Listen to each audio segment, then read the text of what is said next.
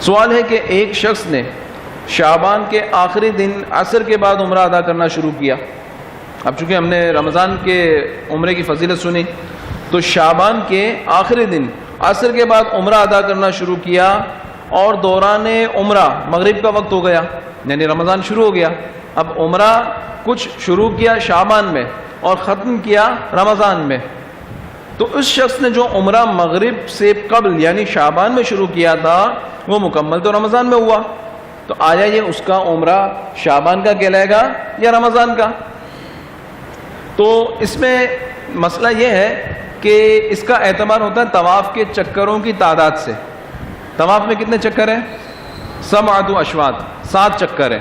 تو 7 چکر میں سے اگر 4 چکر اس نے غروب آفتاب سے پہلے لگائے تو یہ شعبان کا عمرہ ہے، اور اگر 3 چکر غروب آفتاب سے پہلے تھے اور باقی کے 4 چکر غروب آفتاب کے بعد ہیں تو یہ عمرہ رمضان کا کہلائے گا. واللہ تعالی اعلم.